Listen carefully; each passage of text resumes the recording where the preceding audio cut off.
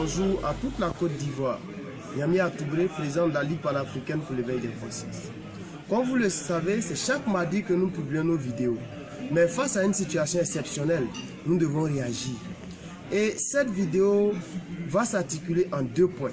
Le premier point, nous avons adressé un message à toute la Côte d'Ivoire suite aux événements malheureux que nous avons connus ces derniers jours. Et au deuxième point, nous allons nous adresser à la commission électorale indépendante. Alors, chers frères, chères sœurs, comme d'habitude, sinon comme chaque année, le cycle infernal a encore fait des victimes. Le sinistre a tué.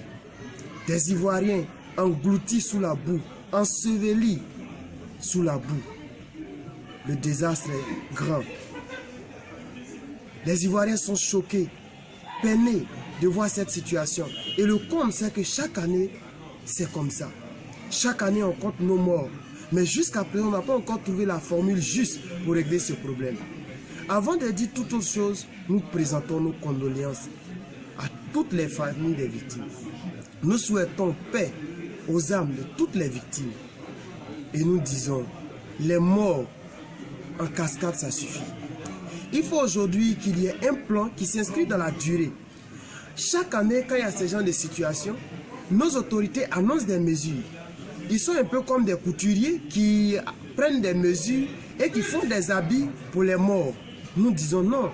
Il faut aujourd'hui intégrer la notion de durabilité à la conception du développement. On ne peut pas concevoir toujours des choses à court terme. Il faut se projeter dans l'avenir. Chaque fois les gens meurent. Jusqu'à quand on va se poser les vraies questions? Jusqu'à quand on va s'asseoir, élaborer de vraies politiques pour régler ce problème une bonne fois pour toutes? Nous savons que l'inondation fait partie des catastrophes naturelles, mais nous disons que nous pouvons minimiser ces impacts que si nous avons une bonne politique d'urbanisation pour la ville d'Abidjan. Il faut travailler à cela. Encore Yako à tous les Ivoiriens. Nous sommes touchés au plus profond de nous. C'est pourquoi nous nous plaçons aux côtés de tous ceux qui ont été blessés. Nous nous plaçons aux côtés de tous ceux qui ont tout perdu. Nous nous plaçons aux côtés des familles qui souffrent encore dans leur chair du fait de cette situation. C'est pour nous aussi l'occasion de remercier tous ceux qui se sont mobilisés pour venir en aide à ces victimes, à ces sinistrés. Je pense ici exceptionnellement à l'honorable député Yasmina Onyen, qui, n'est-ce pas, n'a ménagé aucun effort. Elle allait jusque dans la boue avec tout le monde pour venir en aide à ces sinistrés. Nous vous disons merci. Le deuxième point que nous allons aborder, comme je l'ai dit, c'est un message que nous adressons à la CEI. La commission a donné une semaine pour les enrôlements. Et voilà que pendant les une semaine, il y a eu plusieurs jours de pluie, il y a eu des inondations partout. Est-ce que quelqu'un qui doit régler des problèmes d'inondation peut en même temps se faire enrôler? Nous pensons que c'est quasi impossible.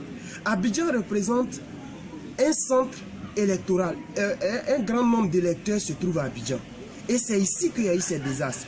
Ça veut dire que les une semaine n'ont pas véritablement servi à l'enrôlement. Nous demandons, nous plaidons, nous souhaitons qu'il y ait une prorogation pour que tous les Ivoiriens puissent s'exprimer. Il faut faire en sorte que la démocratie s'exprime. Il faut faire en sorte que le peuple s'exprime. Il faut faire en sorte que la population puisse reprendre toute sa place en participant effectivement aux opérations d'enrôlement. Nous demandons qu'il y ait une prorogation. Nous joignons nos voix à tous ceux qui abordent dans ce sens, à tous ceux qui demandent cela. Nous nous inscrivons sans réserve dans cette logique pour demander à la commission électorale indépendante de proroger cette date. Humblement, nous le demandons parce que nous pensons que c'est nécessaire. Nous pensons que la démocratie doit s'exprimer par les urnes. D'ici là, portez-vous bien. Encore une fois, condoléances aux familles des victimes. On va se revoir le mardi et on va continuer à débattre sur les sujets qui concernent notre pays, qui concernent notre beau pays, la Côte d'Ivoire. Que Dieu bénisse la Côte d'Ivoire. Je vous remercie.